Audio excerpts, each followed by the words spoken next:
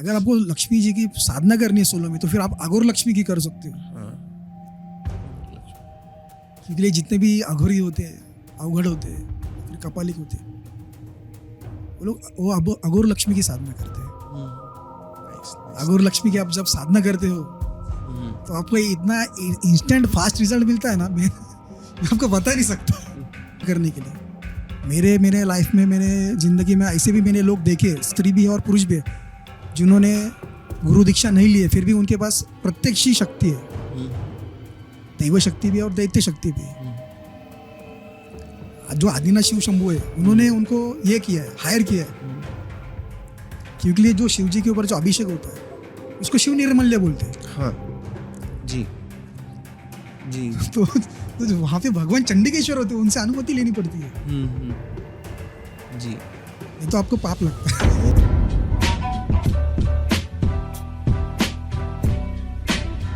So yo everyone, कैसा का, this is Dishang Timble and welcome back to the podcast. आज का podcast is going to be special because we have Maha Avgad Goswami Swami, who is from Nashik. बराबर बोल रहे ना?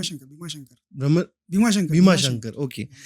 Because I fumble a lot, इसलिए अगर मेरे से कोई गलती हो रहा है तो प्लीज सुधार के ले लो और संभाल के ले लो, बिकॉज यहाँ पे आज आई थिंक सो बहुत दिन के बाद एक रियल अवघड़ के साथ हम बैठे हैं एंड डिस्कशन होने वाला। First time I think so कोई ओपनली बोल रहा है कि वो अवघड़ है and he is practising into अघोर शास्त्र इतना कि ही इज नॉट जस्ट अवघड़, he is also Nath and he is from different sects of spirituality which are to be kept secret because ना लोगों को वो समझ सकते हैं ना समझाना हम चाहते हैं। बट ये हम एक चीज़ जानेंगे आज कि असली अवघड़ कैसे होते हैं एंड बहुत सारे टॉपिक हम लोग आज डिस्कस करने वाले हैं, जिसमें से एक है गुरु। और कि बहुत लोगों को ये कन्फ्यूजन होता है कि गुरु कैसे होता है, बाद में परंपरा कैसी होती है, बाद में पाप पुण्य मोक्ष का और तंत्र के बारे में तो थोड़ा बहुत बात होता ही है, बाद में जो नवरात्रि आ रही है उसके बारे में तो मेनली हम बात करने ही वाले हैं। सो ऐसे बहुत सारे टॉपिक्स आज डिस्कस होने वाले हैं। So make sure that you keep your earphones ready. अगर आप सब्सक्राइब नहीं किए हो तो you can subscribe down there if you want to. अगर आपको चाहिए कि आप सर से आप डायरेक्टली बात कर सकते हो तो नीचे कांटेक्ट दिया गया है। अगर पॉडकास्ट नहीं सुनना डायरेक्ट बात करने तो आप डायरेक्ट बात कर सकते हो। And if you want to know more things about any topic you can go into playlist। आप प्लेलिस्ट दे सकते हो, किससे की प्लेलिस्ट है। मेंबरशिप लेनी है तो आपको मेंबरशिप 89 रुपीज़ में स्टार्ट हो रही है। We are gonna start special episodes with some people like him itself. So we talk about things which are not meant to be given free in public. तो एक मेंबरशिप फीस हम लोग charge करके हम लोग यूज़ करने वाले and मतलब ऐसे में हम लोग सामने वाले को भी एक टाइप की ड्यू रिस्पेक्ट करके हम लोग पेमेंट दे सकते हैं। So anyways this is a open episode and we are gonna start with it. श्री मातरे नमः, आदेश और जय महाकाल और जय महाकाली। जय अघोरा, जय अघोरा, आदेश। ओम श्री मातरे नमः, जय श्री महाकाल। गुरुजी, तो पहले तो आप इंट्रोडक्शन दीजिए, आप कहाँ से हो, कैसे हो और आपका नाम और क्लैन कौन सा है। जय अघोरा, आदेश। ओम श्री मातरे नमः। मैं एक्चुअली भीमाशंकर से हूँ। मेरा नाम गुरुनाथ गोसावी है।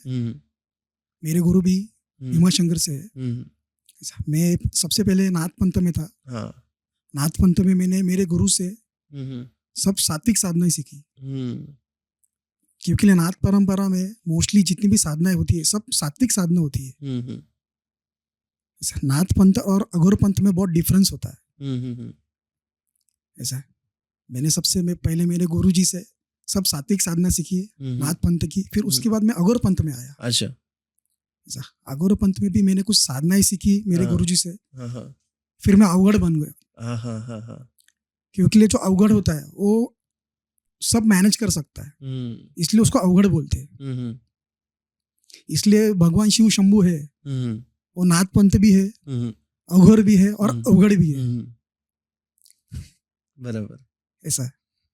सो आपका गुरु लीनिएज के बारे में हम लोग थोड़ा लाइट डालने वाले हैं और उसके बारे में गुरु का इम्पोर्टेंस कैसे होता है ये लाइफ में, बिकॉज अगर इंसान में मेरी मान्यता भी है और बहुत जन की मान्यता भी है जो स्पिरिचुअलिटी है, एक बार इंसान अनाथ हो सकता है, पर अगर उसके पास गुरु नहीं है तो उसके पास कुछ नहीं है, ऐसे ऐसे सही भी बात बोल है, सकता सही है। बात, बरोबर, बिकॉज गुरु उसका पिता भी है, माँ भी है, सब कुछ, एवरीथिंग, जैसे मचिंद्रनाथ और गोरक्षनाथ का जो बरोबर, रिलेशनशिप था बरोबर, वैसे। बरोबर। तो आप इस पे थोड़ा विस्तार डाल सकते हैं क्या?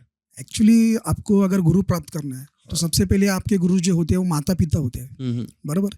लेकिन इस दुनिया में जब से आपने जन्म लिया है, फिर तब धीरे धीरे आप बढ़ते हो, टीनेज में आते हो, बराबर। लेकिन आप इधर उधर भटक जाते हो। हाँ। भटकने के बाद आप पागल हो जाते हो। अभी मैं हम्म, करूँ क्या, मैंने बर्थ क्यों लिया, मैंने जन्म क्यों लिया इस हम्म, लाइफ में, हम्म, मेरा जी पास्ट लाइफ क्या था, मेरा प्रीवियस लाइफ क्या है, जी जी और अभी मेरा करंट लाइफ क्या है। तो ये ढूंढने के लिए इंसान पागल होता है। उसमें वो कभी मंदिर जाता है, कभी मस्जिद जाता है, कभी चर्च जाता है, कभी सत्संगत जाता है। हर एक चीज वो ट्राई करके देखता है कि मुझे सुकून और शांति कहाँ मिलेगी, और परम ज्ञान मुझे प्राप्त कहाँ से होगा। क्योंकि जब तक आपके पास नॉलेज नहीं होगा, ज्ञान नहीं होगा, तब तक आज आप इस दुनिया में कुछ नहीं कर सकते। जी। इसलिए भगवान शिव शंभू ने भी कहा है, नॉलेज को, जो ज्ञान है उसको कोई चोरी नहीं कर सकता, और उसको कोई खरीद भी नहीं सकता। आप अगर परचेस करेंगे तो कोई भी कितना भी बड़ा ये रहने दीजिए, इंसान रहने दीजिए, वो आपको दे नहीं पाएगा। जी जी जी जी, बराबर है। ऐसा है। और बात रहेगी गुरु की, आप 10 साल की उम्र में भी गुरु प्राप्त कर सकते हो, 50 साल की उम्र में भी गुरु प्राप्त कर सकते हो। हाँ। लेकिन आपके अंदर उतना पोटेंशियल होना चाहिए। गुरु ऐसे ही नहीं मिलते। गुरु प्राप्ति के लिए आपको बहुत कुछ स्ट्रगल करना पड़ता है, सैक्रिफाइस करना पड़ता है। उसके अंदर आपके लिए पोटेंशियल भी चाहिए। सबसे बड़ी बात डिसिप्लिन चाहिए। अगर डिसिप्लिन नहीं होगा आपके अंदर तो आपको कुछ प्राप्त नहीं होगा। बराबर है। गुरु एक्चुअली ये आज के टाइम पे प्रॉब्लम है, बिकॉज कोई भी मान्यता तो ऐसी है कि गुरु सही टाइम पे सही इंसान को मिल जाता है, बट कलयुग है तो कलयुग में थोड़ा कली का प्रभाव होने के कारण ये प्रॉब्लम हो सकती है कि किसी को ठग लिया जा सकता है, बराबर बराबर, और कोई धोखे में आ सकता है। सही बात। तो उसको खुद की पोटेंशियल कैसे खड़ी करनी है first of all, and second of all उसको वो गुरु अट्रैक्ट कैसे करवाना है जो सही है। बिकॉज ऐसा नहीं होना चाहिए कि हमेशा गलत गुरु के पास कोई जाए, या फिर उनका मार्गदर्शन करने के लिए कोई ना हो। इवन गुरु तक पहुंचाने के लिए पहले छोटे मोटे लोग आ जाते कि हाँ ये सही है, ये सही है, ये सही है, उनका हाथ पकड़ के फिर सही गुरु के पास लेके जाते हैं। तो ये कैसा होता है? एक्चुअली जब भी आप गुरु की खोज में निकलते हो, हाँ, तो सबसे पहली बात ये गलत बात है। जब भी आपको गुरु दीक्षा लेनी है, या फिर आपको गुरु का ज्ञान प्राप्त करना है, या फिर आपको शिष्य बनना है, तो सबसे पहले आपको आदिनाथ शिव शंभू की पूजा करनी पड़ती है। फिर आप 6 महीने कीजिए, या फिर 1 साल कीजिए, या फिर 2 साल कीजिए, या फिर 3 साल कीजिए। वो आपके पोटेंशियल के ऊपर डिपेंड है, आप कितनी श्रद्धा से, मन भाव से, प्रेम लगा के आप उनकी सेवा करते हो। क्योंकि वो स्वयंभू है, ना उनका आदि है ना अंत है, सब उनमें विलीन होता है, निराकार निर्गुण पर ब्रह्म। बराबर। तो सबसे पहले आपको शिव जी की सेवा करनी है। जी जी जी। शिव जी की सेवा करने के बाद आपको 3 से 4 महीने में, हाँ, या फिर 5 से 6 महीने में, या फिर 1 साल में आपको शिव जी साक्षात्कार देंगे। फिर वो आपको साक्षात्कार स्वप्न के माध्यम से दे सकते हैं, या फिर दृष्टांत, या फिर किसी थर्ड पर्सन के थ्रू आपको दे सकते हैं। ऐसा है। और गुरु और मार्गदर्शक, इन दोनों में बहुत डिफरेंस होता है। जी। गुरु आपको एंड तक साथ देता है, मार्गदर्शक आपको एंड तक साथ नहीं दे सकता, क्योंकि उसकी भी एक लिमिट है। वो मार्गदर्शक एक स्टेप के जैसे होता है, मतलब एक पायरी जैसे होता है, बराबर, एक जीने जैसे होता है, और गुरु वो मंजिल होती है जहाँ पे आपको पहुंचना है। बराबर। जब भी आप समझे आपने सेवा की शिव जी की, या फिर माता पार्वती जी की, तो फिर आपको स्वप्न के माध्यम से, या फिर दृष्टांत होगा, आपको धीरे धीरे चीजें पता चलती है। आपकी जो कुंडली है वो धीरे धीरे एक्टिवेट होती है। बराबर है। जब भी आपकी कुंडली धीरे धीरे एक्टिवेट होती है तो आपको जो आपकी एनवायरनमेंट है उसमें से आपको थोड़ी थोड़ी चीजें एक्सपीरियंस होने लगती है, फील होने लगती है। कभी कभी आपकी वाचा सिद्धि होती है। वाक सिद्धि जी। आप जो बोलते हो वो सच हो जाता है। फिर आप सोचते हो अरे ये तो मैंने पहले बोला था या फिर मैंने पहले प्रिडिक्ट किया था। बराबर, ऐसा होता है। तो वाक सिद्धि, आपने वाक सिद्धि मतलब आपने तो देखा ही रहेगा बिकॉज आप परंपरा में हो। लोगों को वाक सिद्धि के बारे में आप थोड़ा बता सकते हो? बिकॉज बहुत से ऐसे गुरु रहते हैं कि वो बात करना भी अवॉइड करते हैं क्योंकि उन्हें पता है कि वो जो बोलेंगे वो सत्य होगा और वो तथ्य होगा। तो सही बात है। इसके लिए कैसे, मतलब सिद्धि प्राप्त करने के लिए नहीं, बट ये बिकॉज एक सिद्धि या फिर कोई भी सिद्धि या फिर be it any special power that is given by the god, वो एक कैसे स्टेपिंग स्टोन ही होता है। परमात्मा से मिलने से पहले ये सब शक्तियाँ आपको प्रदान की जाती है। तो बिकॉज जीवन मुक्त बनने से पहले ये सब आ जाता है। बराबर। तो इसके बारे में आप थोड़ा विस्तार कर सकते हैं? बिकॉज आपने बोला तो थोड़ा इंटरेस्टिंग टॉपिक भी और लोगों को भी समझ में आएगा कि लाइक कैसे रहता है। देखिए, और आपने अगर देखा रहेगा तो स्टोरीज भी बता देना। देखिए, जो वाचा सिद्धि रहती है या फिर आप उसको वाक सिद्धि बोलते हैं, बट जो साधक होता है, आप कुछ भी कीजिए, आप स्त्री हो या फिर पुरुष हो, सबसे पहले आपको साधक बनना पड़ता है। जब तक आप साधक नहीं बनोगे तब तक आपको सिद्धि प्राप्त नहीं होगी। बराबर। ऐसा। और जरूरी नहीं कि आपने गुरु दीक्षा ही लेनी चाहिए कुछ सिद्धि प्राप्त करने के लिए या फिर साधना करने के लिए। मेरे लाइफ में, मैंने जिंदगी में ऐसे भी मैंने लोग देखे, स्त्री भी है और पुरुष भी है, जिन्होंने गुरु दीक्षा नहीं ली है फिर भी उनके पास प्रत्यक्ष शक्ति है। दैव शक्ति भी है और दैत्य शक्ति भी है। वो उनको गॉड गिफ्ट मिली है। बचपन से, मतलब हाँ, बचपन से, मतलब उनके प्रीवियस बर्थ से, हाँ, पूर्व जन्म से। ऐसा उन्होंने उस जन्म में उनकी सेवा की थी, लेकिन अधूरे कर्म की वजह से हाँ, ऐसे तो उनको इस जन्म में उनको वो सिद्धियाँ प्राप्त हुई। ऐसा। और कभी कभी कैसा रहता है, जो साधक होता है उसके जो एंसेस्टर्स रहते हैं, पूर्वज रहते हैं या फिर फोर फादर्स होते हैं, तो उन्होंने कुछ तो उस टाइम पे साधना या फिर सिद्धि की होती है। तो वो लोग बोलते हैं उनके फैमिली मेंबर्स को कि मैं तेरे पेट से जन्म लूंगा। बराबर, देखा। यस। तो फिर मैं तेरे पेट से जन्म लूंगा, तो फिर मैं तभी आऊंगा, तभी तो मेरा देखभाल करना। तभी वो सिद्धियां लेके आते साथ में। बराबर। यस। और गुरु दीक्षा में कैसा है, देखिए, आप गुरु दीक्षा हर किसी से नहीं ले सकते। गुरु दीक्षा एक बार लेते हैं और गुरु मतलब मंत्र लोगों से ले सकते हो, बट गुरु दीक्षा एक ही बार ले सकते हैं। देखिए, गुरु दीक्षा का आजकल फॉर्मेलिटीज क्या बनाया लोगों ने कि मुझे ये गुरु पसंद है, मैं इनके पास गया, इनका जो चार्जेस है वो मैंने चार्जेस दिया। लेकिन एक्चुअली मैं अभी आपको प्रॉपर डिटेल्स बताता हूँ गुरु दीक्षा कैसी होती है। हाँ। आज तक ये बात किसी ने बताई नहीं, ना अघोरी ने बताई है, ना कापालिक ने बताई है, ना अवघड़ ने बताई है। ये बात आपके साथ किसी ने शेयर नहीं की ऑनलाइन या फिर किसी बुक में भी नहीं है। देखिए, जब भी आप गुरु दीक्षा लेते हो तो जो आपका गुरु होता है वो उस शिष्य को एक नदी तट पर लेके जाता है।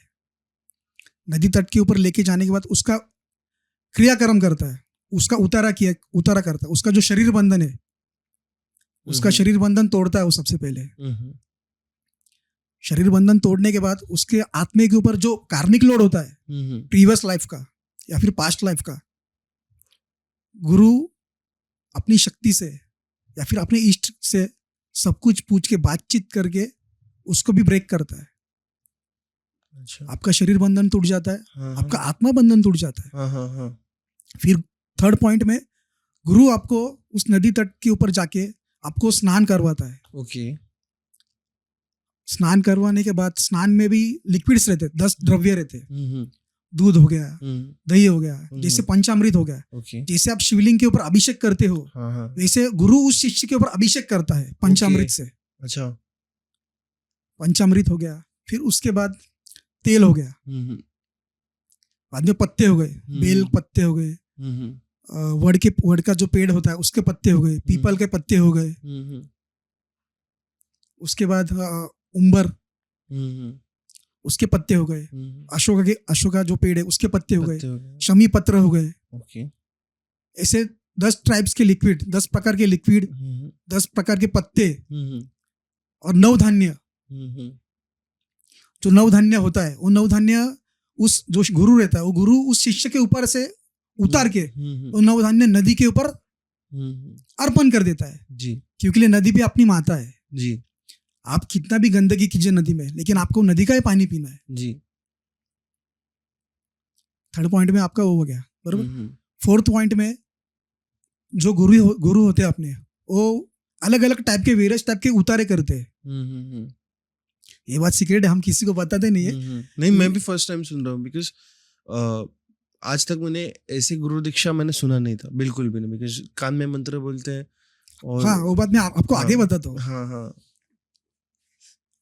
ये सब होने के बाद 4 to 5 टाइप्स के उतारे होते हैं। सबसे पहला जो आपका उतारा होता है वो सात्विक उतारा होता है। ओके। सात्विक उतारा में जो XYZ सामग्री होती है फिर उसके बाद वो उतारा सबसे पहले नदी माता को जाता है। सबसे पहली बात गुरु दीक्षा देते वक्त जो गुरु होता है वो पंच महाभूतों को आदेश देता है। सबसे पहला आदेश गणपति बप्पा को जाता है। फिर उसके बाद उसका जो आदेश होता है वो कुल देवता और कुल देवी को जाता है। फिर तीसरा आदेश होता है वो इष्ट देवता को जाता है। अगर उसको इष्ट देवता खुद का पता नहीं होगा तो फिर वो इष्ट देवी को आदेश जाता है। फिर चौथा आदेश उसके गुरुदेव को जाता है या फिर उसकी गुरुदेवी। फिर पांचवा आदेश उसके पितर को जाता है बराबर। ओके। और जो छठवां आदेश जाता है जहाँ पे वो मंदिर नदी तट है वहां पर मंदिर है तो वो मंदिर को भी आदेश देता है। नाइस। मंदिर में जिस भगवान का मूर्ति रहेगी शिव जी की रहने दीजिए या फिर श्रीहरि की रहने दीजिए या फिर माता जी की रहने दीजिए कौन सी भी भगवान की या फिर देवी की माता की कौन सी भी मूर्ति रहने दीजिए वो उनको आदेश देता है। क्योंकि जब तक आप आदेश नहीं देते तब तक आपकी शक्ति काम नहीं करती। बराबर। जैसे अपन बोलते हैं ना आपको रेस्पेक्ट देना पड़ता है। हाँ जी। तो गुरु क्या करता है ये सब क्रिया करता है लेकिन ये शिष्य को बात पता नहीं होती। शिष्य को क्या लगता है गुरु जी मेरा ऐसे कुछ तो करते होंगे लेकिन गुरु का ऐसा गुरु जो प्रेजेंस चल रहा है शिष्य भी बैठा और गुरु भी खड़ा है। गुरु का अलग लेवल पे बात चल रहा है एंटिटीज के साथ एनर्जीज के साथ और शिष्य को लगता है गुरु जी कुछ तो कर रहे हैं अभी क्या कर रहे हैं मुझे पता नहीं लेकिन कर रहे हैं मेरे को अच्छा फील हो रहा है। तभी आपको अलग अलग एक्सपीरियंस आता है। हाँ। और जो उतारे करते हैं सबसे पहला उतारा नदी माता को जाता है। क्या क्या किस टाइप के एक्सपीरियंसेस आते हैं शिष्य को आप बता सकते हैं? देखिए अभी जब भी आप जो शिष्य होता है जो जब भी आंख बंद करते हैं गुरु उसको बोलता है कि आंख बंद कर बेटा। आंख बंद करते हैं तो उसने अगर साधना की होगी पहले शिव जी की या फिर माता पार्वती की या फिर कौन सी भी शक्ति की बजरंग बली की हो गई या फिर श्रीहरि की हो गई या फिर गणपति बप्पा की हो गई या फिर भैरव बाबा की हो गई जी या फिर महाकाली माता की हो गई जी। तो गुरु बोलता है बेटा आंख बंद कर और तुझे क्या दिखता मुझे पता। तो उसको धीरे धीरे धीरे धीरे शक्ति का आभास होने लगता है। बराबर। Yes nice. स्टार्टिंग में उसको थोड़ा थोड़ा प्रॉब्लम होता है तकलीफ होता है जो कर्म बंधन हो सकते हैं। हाँ इसलिए गुरु स्टार्टिंग में उसका कार्मिक बंधन तोड़ता है ना। हाँ। आत्मबंधन मतलब कार्मिक बंधन उसने गुरु ने स्टार्टिंग में तोड़ दिया। आपका गुरु क्या करता है शरीर बंधन तोड़ता है आत्मबंधन ये करता है उसमें कार्मिक बंधन आपका लॉस्ट हो जाता है क्योंकि गुरु फुल ऑथोरिटी रहता है। गुरु क्या बोलता है आज से ये मेरा चेला है मेरा बच्चा है आज से जो कुछ भी है मैं ही इसका माता पिता हूँ मैं ही इसका भगवान हूँ मैं ही सब कुछ हूँ इसका दोस्त सका जो कुछ भी हो मैं ही हूँ इसका। इसलिए आज से इसको तुम तकलीफ नहीं दे सकते। Yes exactly. और जो उतारा जाता है सबसे पहले वो नदी में जाता है। ये हम किसको बताते नहीं लेकिन आपके सामने सीक्रेट रिवील कर रहे हैं। नदी में जाता है जो उतारा होता है सात्विक होता है और तामसिक भी होता है। दूसरा उतारा जाता है 4 रास्ते पे। 4 रास्ते के ऊपर भी एनर्जीज होती है। ये बहुत लोगों को कम पता है किसको पता किसको नहीं पता। अगर 4 रास्ता अगर अवेलेबल नहीं होगा तो फिर आप 3 रास्ते में कर सकते हो बराबर। उसमें भी सात्विक और तामसिक दोनों उतारे होते हैं। तीसरा उतारा आपका जाता है शमशान में। जब भी आपका तीसरा उतारा शमशान में जाता है तो शमशान में भी सात्विक और तामसिक दोनों जाते हैं। बराबर, नाइस। चौथा उतारा जो जाता है वो अग्नि में जाता है, उसमें भी सात्विक और तामसिक जाता है। नाइस नाइस, बहुत डिटेल्स बताया आपने।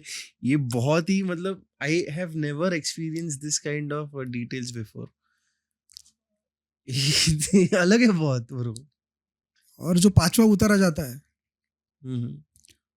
वो क्या करता है, वो उस उतारे में क्या होता है, गुरु क्या करता है, गुरु सबको ये करता है, उसके ऊपर जितने भी एंटिटीज ने अटैक किया था, बंधन में रखा था उसको, तो गुरु उनको सबको इनवाइट करता है कि आज से मैं मेरा अंडर में रहेगा, आज के ऊपर इसकी मेरा राइट्स रहेगा, तो मैं ये तुमको भोग दे रहा हूँ, बराबर, आप ये भोग लीजिए और इसको मुक्त कीजिए। उसमें भी सात्विक और तामसिक दोनों भोग चलते हैं। जी जी। सात्विक भोग में आप वेजिटेबल्स, फ्रूट्स हो गया, बाद में मिल्क, दही, पंचामृत वगैरह जो कुछ भी एक्सपायर्ड जेड रहेगा वो हम लोग कर देते हैं। और तामसिक में आपका मीट हो गया, मीट में नॉनवेज हो गया, चिकन्स, एग्स, फिश, मदिरा, अल्कोहल हो गया, सिगरेट भी हो गया, कभी कभी सिगरेट नहीं मिलता तो हम लोग गांजा चिलिम भी ये कर दे। अच्छा, तो ये पूरा प्रोसेस होता है। आजकल ये प्रोसेस आपको किसी बुक में किसी ने लिखा नहीं मिलेगा। ये जो ज्ञान है वो गुरु ज्ञान से आपको प्राप्त होता है। हाँ। ये आपको कभी कोई अवघड़ नहीं बताएगा, अघोरी नहीं बताएगा, कपालिक भी नहीं बताएगा। आज फर्स्ट टाइम आई थिंक सो किसी शो पे ये रिवील हो रहा है प्रॉपर्ली। ये फर्स्ट टाइम यूट्यूब पे शेयर कर रहा हूँ मैं आपके साथ। हाँ, ये सीक्रेट्स है। एग्जैक्टली। और ये सब होने के बाद वापस गुरु, उसको जो गुरु होता है वो शिष्य को क्या करता है, उसी नदी पर कपूर जलाता है। वेरियस टाइप के कपूर रहते हैं, ऊद रहते, धूप रहते। जी जी। फिर वो जलाने के बाद वापस उससे सब कुछ पूछता है। पूछने के बाद जो एंटिटीज रहती है उनके साथ बातचीत होने के बाद फिर वो जो शिष्य रहता है, शिष्य को वापस नदी में बिठाते हैं, नदी में डुबकी मारने को बोलते हैं या फिर स्नान करने को बोलते हैं कि इतना इतना डुबकी लगा। कभी कोई 3 बोलता है, फिर कोई 5 बोलता है, वो गुरु के ऊपर रहता है, डिपेंडेंट। हाँ। फिर उसको हल्दी कुमकुम से स्नान कराया जाता है। हल्दी हो गया, कुमकुम हो गया, गुलाल हो गया, बाद में आपके क्या बोलते हैं, सिंदूर हो गया, अत्तर हो गया। अलग अलग, हाँ, अलग अलग चीज। स्टार्टिंग में तो होता है 10 द्रव्य, इसमें भी लास्ट में। इसमें कितने द्रव्य लगते हैं? इसमें भी 10 द्रव्य लगते हैं। अच्छा, 10 द्रव्य वेरियस टाइप्स के। ओके। ऐसे नहीं कि जरूरी वो गुरु परंपरा के ऊपर, गुरु बताता आपको कि वे बेटा ऐसे ऐसे यूज करना है। जी जी। ये सब होने के बाद फिर जो शिष्य रहता है, गुरु सबसे पहला जो नदी माता रहती है उनको श्रीफल अर्पण करता है, या फिर जो मिठाई में जो सात्विक भोग रहेगा वो उनको अर्पण करता है कि हे नदी माता, हे वरुण देवता, वरुण देवता नहीं जल के देवता, मैं आपके यहाँ पर आया हूँ मेरे गुरु के साथ। तो शिष्य गुरु का भी नाम लेता है, खुद का भी नाम लेता है, तो उनको बताता है कि मैं मेरे गुरु के साथ आया हूँ आपके यहाँ पर, आपने मेरा देह शुद्धिकरण किया, आत्मा शुद्धिकरण किया, जो कुछ भी मेरे बंधन थे वो आपने आपके गर्भ में लिए, आपने आपके चरण में लिए और मुझे मुक्त कर दिया। Nice. तो ये अलग ही लेवल की खुशी होती है। Nice. I am feeling happiness. मेरे को ऐसा भर के आ रहा है पूरा ऐसे, ये सुन के इतना अच्छा लग रहा है मुझे। फिर जो शिष्य होता है वो गुरु को चरण स्पर्श करता है जी। ऐसा। अभी जो गुरु के अपन चरण स्पर्श करते हैं उसकी भी अलग अलग क्रिया होती है। ऐसा कोई डायरेक्ट साष्टांग दंडवत करता है, कोई डायरेक्ट ये करता है, वो शिष्य के ऊपर है, वो गुरु नहीं बताता। अभी लोग क्या करते हैं आजकल, मुद्रा की आपको कोई जरूरत नहीं है, क्योंकि जो आदिनाथ शिव शंभू है भोले। जी जी। आजकल यूट्यूब में मैंने बहुत सारे वीडियोस देखे, आजकल लोग मुद्रास करते हैं। मुद्रा की आपकी कोई जरूरत नहीं है। अगर आपका दिल साफ होगा तो आपको सब कुछ प्राप्त होगा। बिकॉज रिसेंटली मैंने शिवरात्रि के टाइम पे किसी को बोलते समय बोला था कि वो मंदिर में आप अगर जाते हो तो योनि मुद्रा करके उसको प्रदक्षिणा डालना। सबसे पहली बात, आपके अंदर उतना पोटेंशियल है क्या? आपने कभी योनि मुद्रा आपने ट्राई क्यों की? लेकिन आपको मिली इसलिए आपने ट्राई की। योनि मुद्रा आप कब करते हो? जब एक साधक योनि पूजा करता है, वो भी उसको गुरु ऑथोरिटी देता है, राइट्स देता है, और जो साधक होता है वो योनि पूजा करता है तो वो खुद भैरव होता है, और जो फीमेल होती है उसकी पार्टनर तो भैरवी होती है वो। आप उसको स्पर्श नहीं कर सकते जी।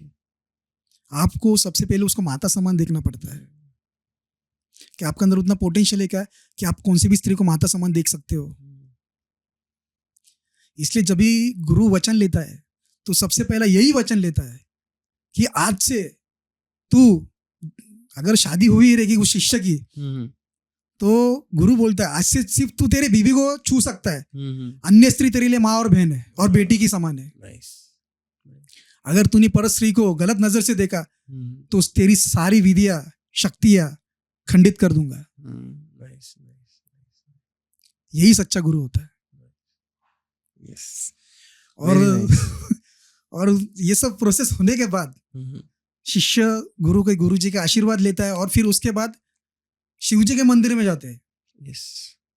ये फाइनल स्टेप्स रहेंगे। हाँ, ये फाइनल स्टेप है। शिव जी के मंदिर में जाते हैं। शिव जी के मंदिर में जाने के बाद भी शिवलिंग जी का, जो शिव जी है उसके ऊपर, शिवलिंग के ऊपर अभिषेक हो जाता है। सेम 10 तरफ हो A to Z सेम वैसा ही प्रोसेस है। ऐसा है। लेकिन और ये गुप्त पद्धत भी है, आपको पता होगा कि इन्हें कुछ पता नहीं, लेकिन ये सब A to Z process full वैसे ही फॉलो होता है ऐसे। लेकिन आजकल मंदिर में अलाउ नहीं करते। हाँ। पहले कैसे, पहले लोग अलाउ करते थे। अभी महाराष्ट्र छोड़ के आई थिंक सो बाहर के स्टेट्स में अलाउ करते हैं। हाँ, बाहर के स्टेट्स में अलाउ करते हैं, महाराष्ट्र में अलाउ इतना नहीं करते ऐसा। तो फिर जो शिवजी रहते हैं उनके ऊपर भी अभिषेक सब कुछ होता है पंचामृत से A to Z। फिर उनके बाद उनको भी भोग चढ़ाया जाता है। उनको भी सात्विक और तामसिक दोनों भोग चढ़ाए जाते हैं।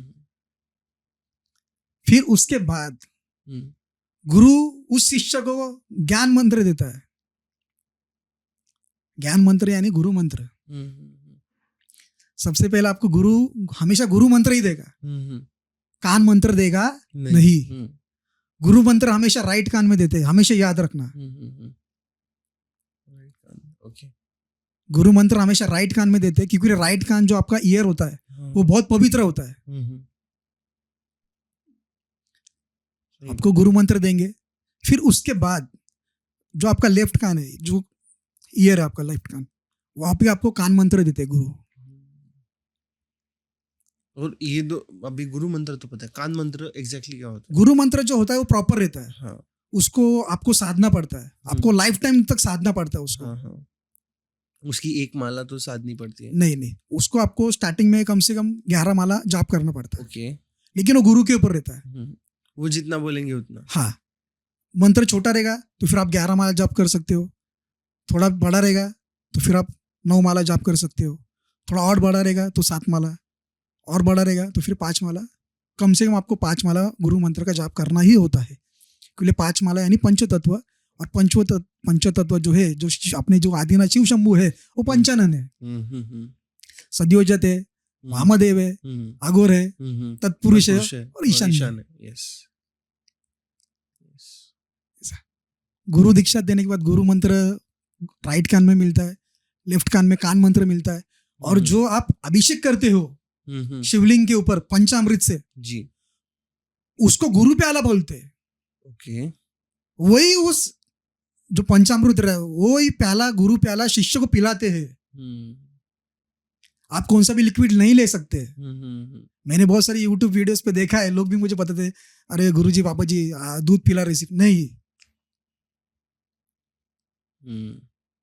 और आई थिंक सो वो मैंने टेस्ट नहीं किया कभी, सो मुझे पता नहीं, बट उसका टेस्ट इफ मैं इमेजिन करना चाहूँ तो वो शहद से भी मीठा होता है और बहुत अमृत के समान होता है। एग्जैक्टली, अमृत के समान होता है। आपकी आत्मा ही अमृत, मतलब अमर तो है, बट वो एक मोमेंट बन जाता है कि आपके आत्मा में वो रजिस्टर हो जाता है। गुरु, आप जो बोलते हो गुरु प्याला मतलब जो पंचामृत से जो आप शिवलिंग के ऊपर अभिषेक करते हो, शिवलिंग के अंदर सबका वास है। आदिशक्ति का भी वास है, गणेश जी का भी वास है, अशोक सुंदर का भी वास है, कार्तिक स्वामी का जी का वास है। जी। लेकिन इसमें भी एक गुप्त चीज है, आपको आप रिवील करता हूँ। हाँ। जो आप अभिषेक करते हो शिवलिंग के ऊपर जी, तो वहां पे चंडिकेश्वर होता है अच्छा, तो आपको चंडिकेश्वर जी की अनुमति लेनी पड़ती है ओके। उनको आदेश देके। इसलिए जब भी आप बहुत लोग जाते हो शिव जी के मंदिर में तो 3 बार ताली बजाते हैं। बराबर। तो इसका रीजन कोई लोगों को पता नहीं है, सिर्फ जाते ताली बजाते बस। और कुछ लोग बजाते भी नहीं हाँ, है। जो चंडिकेश्वर जी है, हाँ हाँ। जो आदिनाथ शिव शंभू है, उन्होंने उनको ये किया है, हायर किया है, क्योंकि जो शिव जी के ऊपर जो अभिषेक होता है उसको शिव निर्मल्य बोलते हैं। हाँ जी जी। तो वहां पे भगवान चंडिकेश्वर होते हैं, उनसे अनुमति लेनी पड़ती है। जी, नहीं तो आपको पाप लगता है। ओके। हम इस पे आने वाले थे, पाप पुण्यों पे और मोक्ष पे। तो एग्जैक्टली जैसे आपने कहा कि पाप लगता है, तो ये इसका कैलकुलेशन कैसे रहता है, और आप इस पे थोड़ा एक्सपांड कर सकते हो, पाप पुण्य और मोक्ष पे? देखिए, जो पाप होता है वो आपके पास्ट लाइफ से अगले लाइफ तक फास्ट फॉरवर्ड होते ही रहता है, जी जी कैरी फॉरवर्ड होते ही रहता है। जी जी, बराबर। देखिए, पाप करने के लिए आपको कुछ करना ही नहीं पड़ता। हाँ हाँ। आप घर से बाहर निकल रहे हो, आपके पैर के नीचे चींटी आ रही है, कीड़े मकोड़े आ रहे हैं, आप मर जाते हैं। लेकिन पाप के भी अलग अलग टाइप्स होते हैं, शाब्दिक, मानसिक, शारीरिक, विचारिक। जी। और प्रीवियस लाइफ का हुआ और करंट लाइफ का हो गया। जैसे मतलब कंपैरिजन में कर्म के भी ऐसे टाइप्स होते हैं, वैसे भी पाप के ही टाइप्स होते हैं, मतलब सेम सेम सेम सेम। देखिए, आप शाब्दिक, हाँ हाँ शाब्दिक में आपने समझो आप बात कर रहे हो, हाँ हाँ, और किसी ने अचानक गाली दे दी तो शाब्दिक ही हो गया। जी जी जी वाचिक, जी, शाब्दिक और वाचिक थोड़ा बहुत 19-20 है, लेकिन आप बोल रहे हो और आपने तुरंत गाली दे दी या फिर कुछ भी बोल दिया एक्सप्रेस उल्टा सुल्टा, शाब्दिक हो गया, वाचिक हो गया। शारीरिक, आपने किसको पीट दिया, अरे बाप कुछ गलती नहीं फिर भी आपने उसको पीट दिया। शाब्दिक, मानसिक, शारीरिक, विचारिक, हाँ, आपने गलत सोचा। जी। हत्या, हत्या तो सबसे होती है। जब तक हत्या नहीं होगी तब तक आपको मोक्ष प्राप्ति नहीं होगी।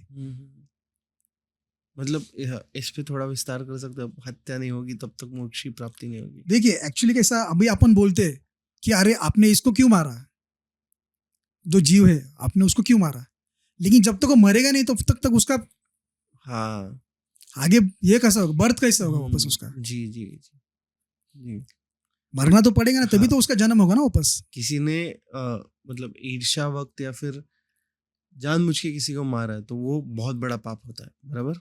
वो पाप तो होता ही है, लेकिन कैसा, जब तक वो मरेगा नहीं या फिर उसकी डेथ होगी नहीं तब तक वो बाहर नहीं निकलेगा वो शरीर छोड़ के। कभी कभी क्या होता है, भगवान ने ही लिखा रहता है, जो चित्रगुप्त महाराज है, हाँ हाँ, जी जी उन्होंने लिखा रहता है कि तेरा एंड इसके हाथ से ही होगा। वो फेमस स्टोरी है ना कि गरुड़ जी एक पक्षी को आई थिंक जो बचाने जा रहे थे, तो उन्होंने उसको उठा के कहीं डाल दिया, तो वो किसी जैसे मरने वाले थे उसके हाथ से ही मर गया। गरुड़ को रियलाइज हो गया, अरे ये तो प्री लिखित है, ये सब विधि लिखित होता है। हत्या में भी आप जरूरी नहीं कि वह इंसान की बलि लो। हाँ हाँ, कभी कभी खून निकल जाता है, खून निकल गया यानी हत्या हो गई शास्त्र के अनुसार। हाँ, yes, बराबर ऐसा। और इसमें भी कैसा, भी बहुत बहुत कुछ है। कलयुग में पाप बढ़ते जा रहा है जी। तो उसके लिए अभी पाप मोचनी एकादशी आने वाली है। हाँ हाँ, 15 मार्च 2026 को संडे। जी, आप उसका व्रत कर सकते हो, क्योंकि नारद मुनि बोलते हैं नारायण जी को, हे प्रभु ऐसा कुछ तो बताइए इस कलयुग में ताकि लोगों का पाप कम हो सके। तभी पक्षीराज गरुड़ श्री हरि के वाहन वो भी एक्साइटेड होता है, वाह ये तो कुछ तो नया इंटरेस्टिंग सुनने को मिलेगा अपने को, चलो फिर बैठ जाते हैं अपन भी। तभी श्री हरि बोलते हैं कि पाप मोचनी एकादशी का आप व्रत करोगे तो आपका पाप नष्ट होगा। लेकिन अभी फिलहाल कलयुग चल रहा है तो आपका 100 में से 100% पाप नष्ट नहीं होगा, 20% या फिर 25% आपका पाप नष्ट होगा। रिमेनिंग 70-75% वो पर्सन टू पर्सन इंडिविजुअल के ऊपर डिपेंड करता है। उसके अंदर कितना डिसिप्लिन है, उसमें अंदर कितना धर्म भाव है, कितना भक्ति भाव है। ऐसा। बैलेंस शीट बाकी रहता है। हाँ, और दूसरी बात करके त्रयोदशी रहता है जो भगवान शिव के लिए रहती है, उसे अपन प्रदोष बोलते हैं। प्रदोष काल है। हाँ, जी। प्रदोष काल नहीं, प्रदोष काल तो डेली होता है। हाँ हाँ। प्रदोष काल आप बोल रहे हो ना, प्रदोष काल में कैसा, सनसेट से पहले और सनसेट के बाद 1.5 घंटा पहले आया और 1.5 घंटा बाद, उसको प्रदोष काला बोलते हैं। Okay okay. और जो प्रदोष होता है प्रॉपर त्रयोदशी, प्रदोष। हाँ, उसका आपको व्रत करना है, ताकि आपका जो पाप है, आपने जो किया इस जन्म में और प्रीवियस जन्म में, पिछले जन्म में, वो पाप आपका धीरे धीरे नष्ट होता है। और दूसरी बात, अगर आप ये सब कर रहे हो तो अभी तक आपको किसी ने बताया नहीं होगा, लेकिन आप जब भी शिव जी के मंदिर में जाते हो तो आप सब कुछ अर्पण करते हो।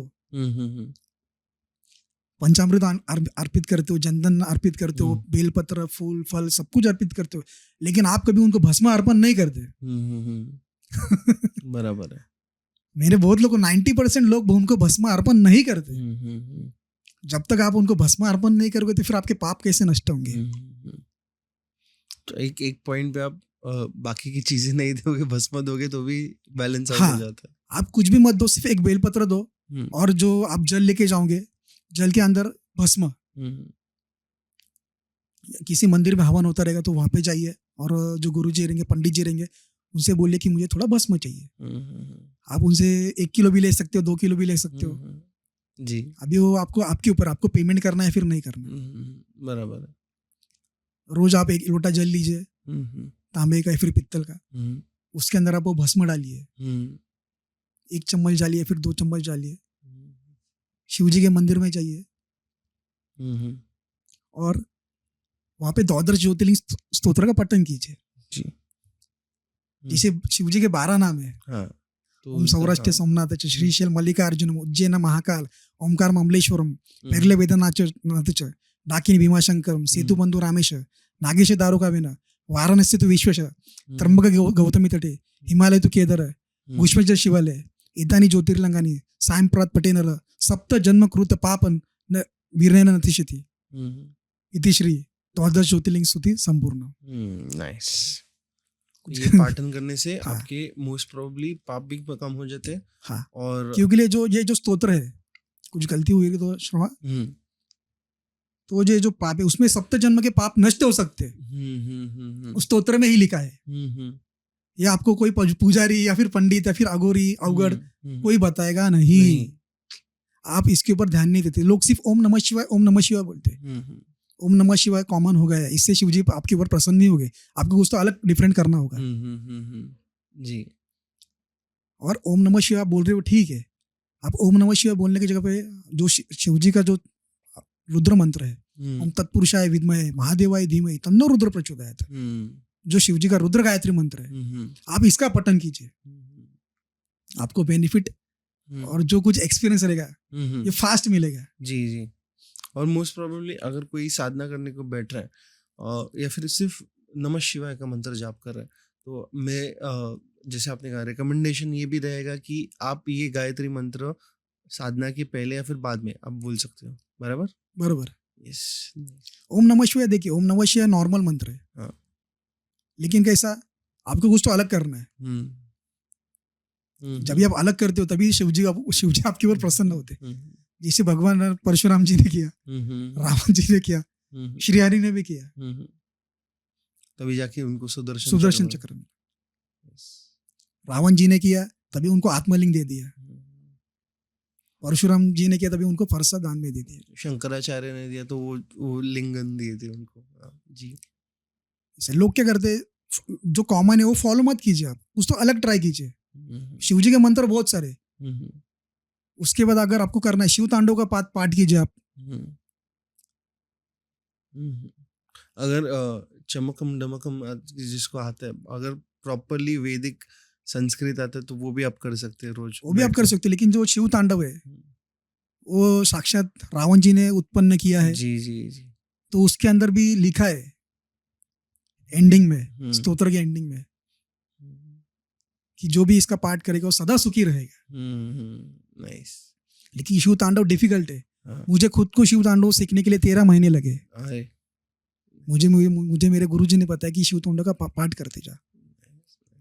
तो मुझे खुद को शिव तांडव सीखने के लिए प्रॉपर 13 महीने लगे। और रुद्री पाठम भी रहता है, रुद्री देखिए शिव जी के ऊपर बहुत सारा है, लेकिन जो रावण था वो महाज्ञानी था, महापंडित था, उसको A to Z नॉलेज था, तंत्र शास्त्र का, वनस्पति ज्ञान, A to Z नॉलेज था जी।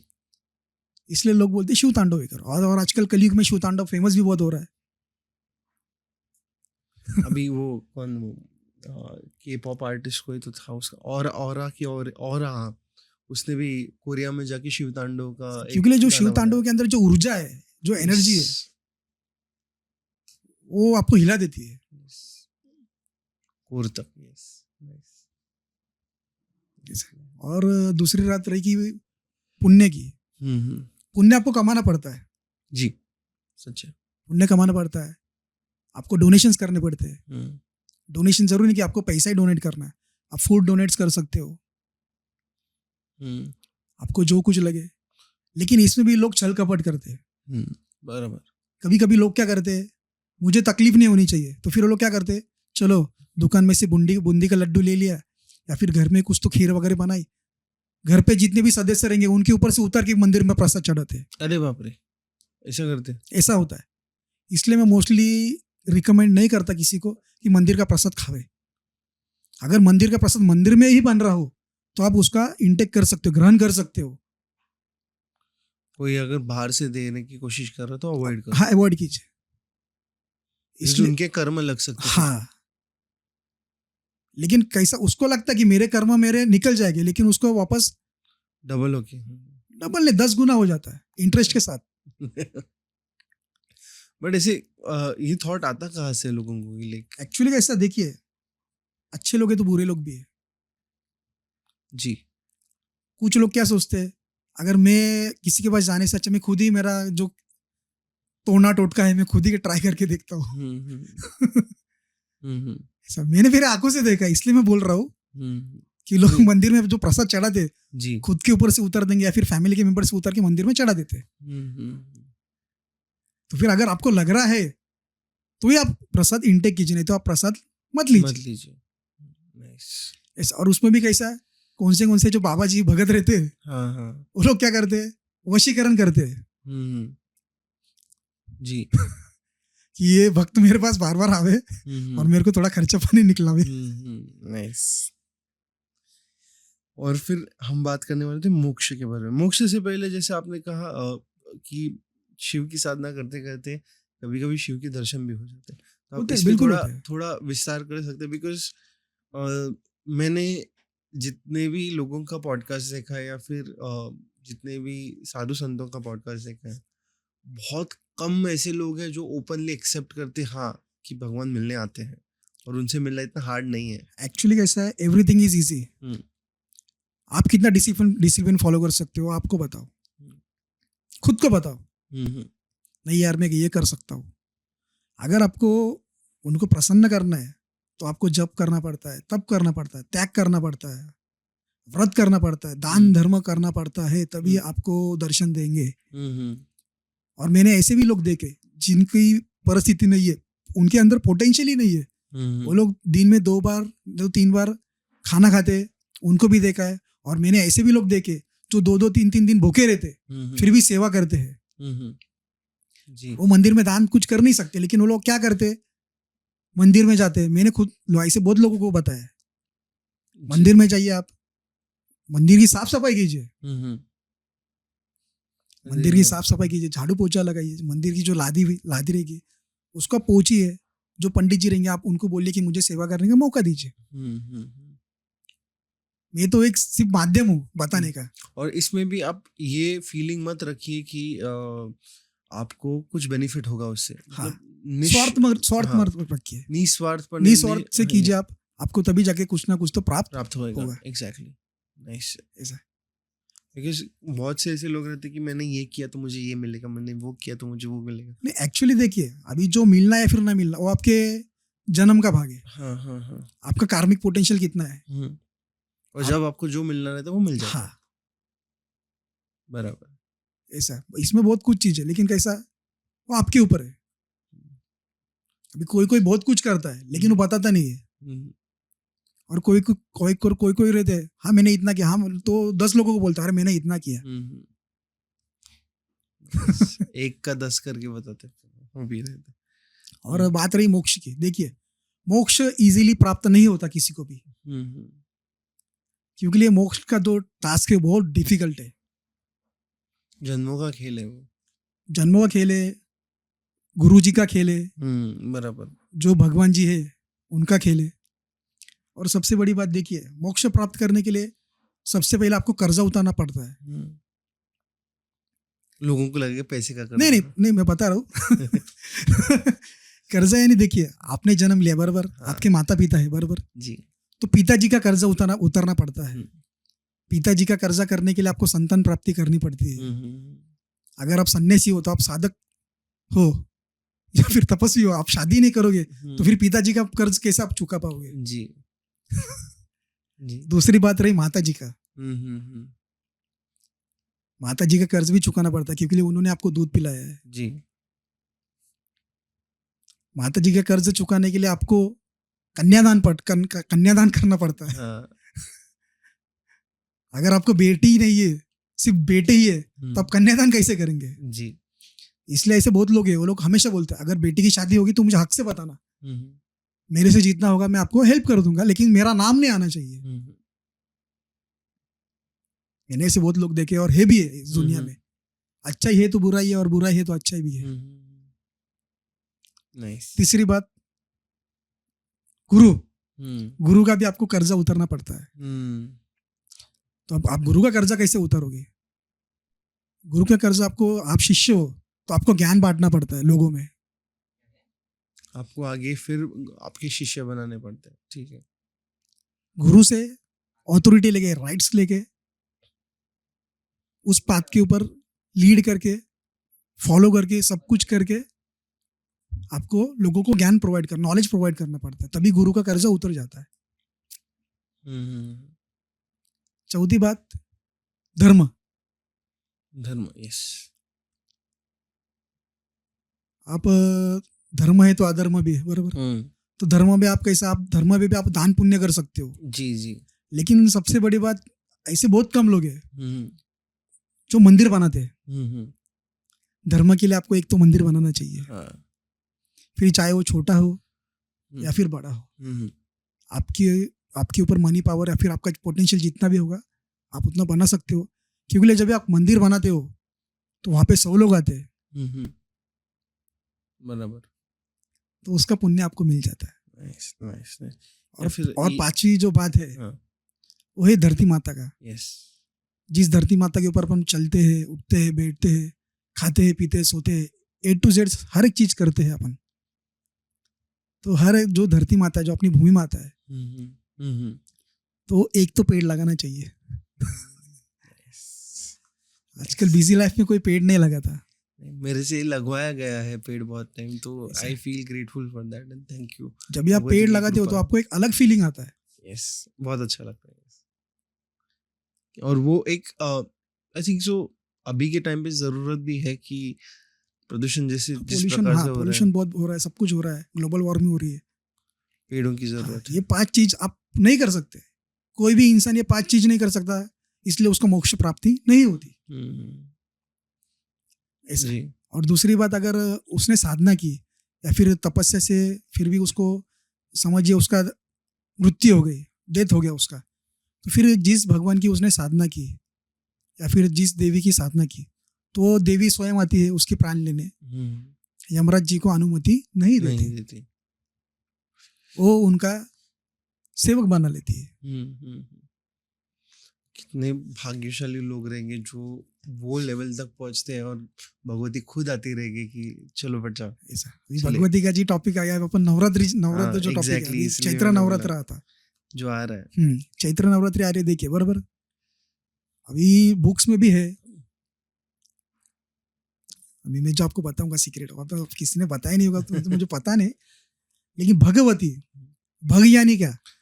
जो भाग्य लिखित करती है वो नहीं, तो संस्कृत में भग के बहुत सारे अर्थ होते हैं और उसमें वीर्य भी होता है। और भग यानी जो योनि के जो योनि होती है हाँ उसके जो आउटर पार्ट होता है उसको भग ही बोलते हैं. हाँ हाँ ओके. इसलिए भगवती जैसी माता कामाख्या हम्म और भगवान हम्म जो आदिनाथ शिव शंभु है भगवान है तो उसमें भी भग है. हम्म और जो आदि शक्ति है स्त्री शक्ति उसमें भी भग है. सो भगवान मतलब भगवती अगर योनि रूपा है तो भगवान का अर्थ कैसे होता है फिर? देखिए भग भगवान. भग यानी जो योनि होती है उसका जो आउटर पार्ट होता है उसको बोलते हैं भग. उसके अंदर योनि रहती है. तो वो जो माता कामाख्या है वो साक्षात भगवती है. अभी लोग बोलते हैं मैंने 10 महाविद्या की साधना की, मैंने नवचंडी की साधना की, मैंने दुर्गा शक्ति का पाठ किया, जी, मैंने महाकाली की पूजा की या फिर भद्रकाली जी की पूजा की या फिर अघोर काली की पूजा की.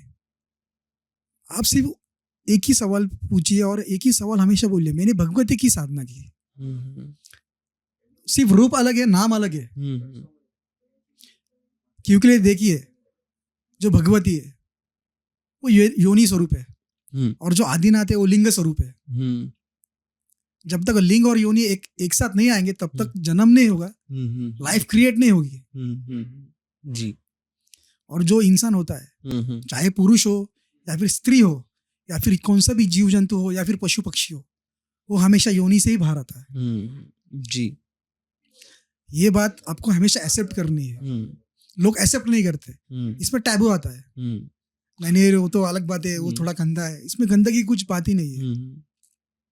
जो है वो तथ्य है, जो है वो रियलिटी है. लेकिन लोग सिर्फ उसको एक्सेप्ट नहीं करना चाहते ऐसा. और अभी नवरात्रि में कैसे वो आपके ऊपर है, आपको किसकी साधना करनी है. अगर आपको किसी ने पूछा तो आप सिर्फ हमेशा यही बोलिए कि मैं भगवती की साधना करता हूँ. आप किसी देवी का नाम मत लीजिए, गुप्त रखिए. क्योंकि जो भगवती की जो पूजा होती है वो हमेशा गुप्त में होती है, गुप्त तरीके से होती है, रात्रि में होती है. A to Z जो कुछ भी होता है वो सब गुप्त पद्धति में होता है. जी. जैसे गुरु शिष्य को बोलता है बेटा हर चीज बांटना लेकिन एक चीज मत बांटना. तो वैसे ही भगवती खुद बोलती है बेटा सब चीज करना लेकिन एक चीज ऐसी मत बताना. जब भी आप बोलते हो मैं भगवती की पूजा करती हूँ तो सामने वाला क्या बोलता है, ठीक है अरे ये तो देवी माता की पूजा करता है. तो उसमें नाम्स नहीं आते, फॉर्म्स नहीं आते. जैसे शिव जी निर्गुण निराकार है वैसे आदिशक्ति भी निर्गुण निराकार है. इसलिए शिव जी के बिना शक्ति अधूरे और शक्ति जी के बिना शिव जी अधूरे. जी. आप सिर्फ इतना ही बोलिए मैं भगवती जी की पूजा करता हूँ. जी. अभी 10 महाविद्या है, आप बोलेंगे मैं काली माता का पूजा करता हूँ, मैं तारा देवी का पूजा करता हूँ, मैं धुमामती माता का ही करता हूँ या फिर बगलामुखी माता का. आप इसको कुछ बोलिए मत. क्योंकि साधना का जो ये होता है मेन मूल रूप, आप ही उसको डायरेक्ट सामने वाले के साथ शेयर कर रहे हो तो फिर आपका साधना करने का अर्थ क्या है. जी जी जी बराबर. यस. और जो नवरात्रि अभी आ रही है उसमें आप उपवास कर सकते हो, व्रत कर सकते हो, साधना भी कर सकते हो. साधना में आप अगर आप गृहस्थी हो तो आप लक्ष्मी माता जी की साधना कर सकते हो. अगर आपने गुरु किया है तो अगर उस गुरु को सच में ज्ञान होगा तो आप उनसे कुंजी का स्तोत्र का पठन कीजिए. क्योंकि कुंजी का स्तोत्र शापित है. वो एक्चुअली पूरे विश्व की कुंजिका है ऐसे बोला जाता है. बराबर. क्योंकि कुंजिका जो माता है वो भी साक्षात आदिशक्ति भगवती है. जी. लेकिन उनके अंदर इतनी पावर है आप सह नहीं सकते. इसलिए कुंजी का स्तोत्र का पाठ बहुत कम लोग एकदम बोलते हैं ना करोड़ों में एक रहेगा वही कुंजी का स्तोत्र का पठन करता है. क्योंकि उसके अंदर भी श्रापोद्धार मंत्र रहता है, शापित मंत्र रहते हैं, शुद्धिकरण करना पड़ता है, गणेश जी का पूजन करना पड़ता है, A to Z करना पड़ता है. ये सिर्फ आपको एक सच्चा गुरु होगा या फिर जिसको गुरु ज्ञान मिला होगा उनके गुरु से वही आपको बताएंगे. और मैंने अनुभव होगा वो ही बता पाएगा. नहीं, बात अनुभव की नहीं, बात ज्ञान की है. क्योंकि शापोद्धार मंत्र होता है, उच्चारण होता है, वो सब शुद्धिकरण करके आप कुंजिका का पाठ कर सकते हो. कीलकम हटाना पड़ता है, हो विनियोग करना सब पड़ता है, कुछ वो सब कुछ करना पड़ता है। मैंने मेरे लाइफ में जो सबसे पहली जो साधना की वो मैंने कुंजिका माता की Nice. मेरे गुरुजी ने मुझे सबसे पहले वही बताया कि ये आप कुंजिका स्तोत्र का पठन कीजिए, मैं आपको सब विधि विधान बताता हूँ। आप मतलब ऐसा नहीं बोलूँगा, बट अगर कोई एक अप्रोक्सीमेट या फिर जनरल एक एक्सपीरियंस शेयर करना चाहते हो कुंजिका स्तोत्र के साथ, जो आपको अनुभव हुआ है, मतलब कैसे लगता है, क्या लगता है, और क्या कुंजिका स्तोत्र करने से होता है मोस्ट प्रोबेबली? देखिए, कुंजिका स्तोत्र से पठन करने से आपकी जो सबसे बड़ी बात जो एनिमी से होते हैं वो डिफीट होते हैं। आपके ऊपर जो ऑरा है, एक मैग्नेटिक फील्ड क्रिएट होता है, आपका ऑरा बहुत स्ट्रांग होता है। आपके साथ साक्षात भैरव आते हैं, योगिनी आती है, यक्षिणी आती है, बहुत सारी शक्तियाँ आती है, जी आपको हेल्प करती है। ऐसा क्योंकि करोड़ों में एक साधक होता है, वही सिर्फ कुंजिका का स्तोत्र करता है। आप कौन से भी आगोरी के पास जाइए, अवगढ़ के पास जाइए, वो कभी नहीं बोलेगा कि मैं कुंजिका का स्तोत्र पठन करता हूँ। वो सिर्फ हमेशा बोलेगा मैं 10 महाविद्या का ये करता हूँ, या फिर नवचंडी का, या फिर दुर्गा सप्तशती का ये करता हूँ, या फिर महाकाली का। बराबर, यस। ऐसा वैसे बहुत सारे काम होते हैं। नाइस। और फिर और साधना में क्या कर सकते हैं नवरात्रि के लिए? नवरात्रि में आप देखिए लक्ष्मी जी की साधना कर सकते हैं। अगर आपको मनी प्रॉब्लम्स है, फाइनेंशियल प्रॉब्लम है, तो आप लक्ष्मी जी की साधना कर सकते हो। श्री सूक्तम बेसिकली। हाँ, श्री सूक्तम में देखिए, श्री सूक्तम में आपको अगर नवरात्रि में 9 दिन में आप अनुष्ठान लेके आपका 1008 बार पाठ हो सकता है क्या? तो बहुत बड़ी बात है। फुल नवरात्र में कि एक दिन में? फुल नवरात्र 9 दिन में अनुष्ठान लेके उसमें आपको संपूर्ण 9 दिन आपको सात्विक रहना है, व्रत करना है, जितना कम बोल सके उतना कम बोलना है, जमीन से आपको सोफे या फिर बेड के ऊपर नहीं सोना है, जमीन शयन करना है, कारपेट पे सोना है। और आपको जितना लगे आपको उतना ही बोलना है, और सिर्फ आप दिन में एक ही बार भोजन कर सकते हो। ऐसा मैंने ये खुद किया है, इसलिए मैं बोल रहा हूँ। जब भी मुझे साक्षात आदिशक्ति जगत जननी माता महालक्ष्मी ने मुझे दर्शन दिए थे, तो उन्होंने मुझे बोला था कि बेटा तू गुरुवार का उपवास पकड़। नाइस। तो मैंने बोला ठीक है माता जी। मैं बहुत उस टाइम पे बहुत प्रसन्न हुआ, बहुत खुश हुआ, और मेरा लाइफ का फर्स्ट एक्सपीरियंस था, और तब से मैं गुरुवार का व्रत पकड़ता हूँ। अगर आपको और ये चाहिए तो फिर आप अभी देखिए महाराष्ट्र में मार्गशीर्ष महीना आता है। हाँ जी। तो दिसंबर का होता है, तो उस टाइम पे हर घर में माता महालक्ष्मी जी की आदिशक्ति की पूजा की जाती है, लेकिन सिर्फ गुरुवार को की जाती है। 4 गुरुवार या फिर 5 गुरुवार, फिर उसके बाद अपन माता महालक्ष्मी जी को भूल जाते हैं। बराबर, सब भूल जाते हैं। और दूसरी बात, माता महालक्ष्मी बहुत चंचल है, और आप देखिए पूरे पृथ्वी के ऊपर उनके मंदिर भी बहुत कम है। जी। मैं अभी नोटिस कर रहा हूँ। यस, बहुत कम मंदिर है। आपको शिव जी के मिलेंगे, आदिशक्ति के मिलेंगे, पार्वती जी के, काली जी के मिलेंगे, भद्रकाली जी के मिलेंगे, हनुमान जी के मिलेंगे, भैरव बाबा जी के मिलेंगे, श्री हरि के मिलेंगे, लेकिन लक्ष्मी माता का बहुत कम मंदिर मिलेंगे। सोलो, मतलब ऐसे सोलो? हाँ, सोलो। लक्ष्मी नारायण मिल जाएंगे, हाँ, पर लक्ष्मी नहीं मिलेंगे। ऐसा क्योंकि कोई बनाते नहीं, क्योंकि कोई पता ही नहीं किसी को।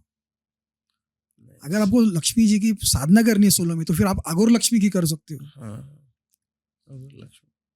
क्योंकि जितने भी अघोरी होते हैं, अवघड़ होते हैं, या फिर कपालिक होते हैं, वो अघोर लक्ष्मी की साधना करते हैं।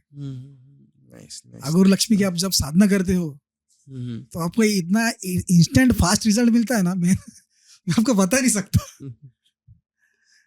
ऐसा मतलब जो काम आपके 1 साल से 2 साल से रुके हुए हैं, वो आपके काम विदिन 10 to 15 डेज में कंप्लीट हो जाएगी। क्योंकि जिस एनर्जी को, एंटिटी को कोई पूछता ही नहीं है, या फिर जिस देवी की कोई साधना ही नहीं करता, अगर आप उनको प्रसन्न करोगे तो आपको आपकी विशेष फुलफिल होंगे ही ना। और तामसिक ये सात्विक टाइप हो गया ना आपका। हाँ। अभी तामसिक में कैसे कर सकते हैं? तामसिक में देखिए, तामसिक में आप महाकाली माता है उनका कर सकते हैं, भद्रकाली हो गई, अघोरा काली हो गई, आप उनका कर सकते हो। जी जी वो आपके ऊपर, आपको किस में करना। अगर आप अकेले रहते हो तो आप घर में भी कर सकते हो। जी जी। अगर समझिए मंदिर है, आपका कोई पुजारी होगा या फिर पंडित होगा पहचान वाला, तो रात को आप 12 बजे से लेकर 3 बजे तक बैठ सकते हो। क्योंकि अघोर साधना जितनी भी होती है सब रात को 12 बजे से लेकर 3 बजे तक चलती है। ऐसा अगर आपके पास स्मशान है तो आप स्मशान में भी बैठ सकते हो, लेकिन आपके अंदर उतना पोटेंशियल चाहिए। जी। अभी मतलब बताने चाहिए, अभी मैं जब स्मशान में बैठता हूँ तो मैं सुरक्षा कवच वगैरह कुछ नहीं लगाता, क्योंकि मुझे जरूरत ही नहीं उस चीज की। मुझे मेरे गुरु के ऊपर पूरा विश्वास है, इष्ट देव के ऊपर पूरा विश्वास है, और जो एंटिटीज होती है उनको पता चलता है अगर मैं इसको हाथ लगाऊंगा तो मैं यहाँ पे मोक्ष हो जाऊंगा, मुझे यहाँ पे डायरेक्ट भस्म हो जाएगा। और उसमें क्या होता है, जब ये अपन जाते हैं, जब हम जाते हैं शमशान में, तो हम लोग भोग लेके जाते हैं। तो शक्तियां जो होती अतृप्त होती है बहुत सालों से, तो फिर वो लोग खुश हो जाते हैं, अरे यार मेरे लिए किसने तो खाना लाया। तो वो लोग अपने को हेल्प करती है ऐसा। लेकिन आपको सिर्फ किसी का गलत नहीं करना है,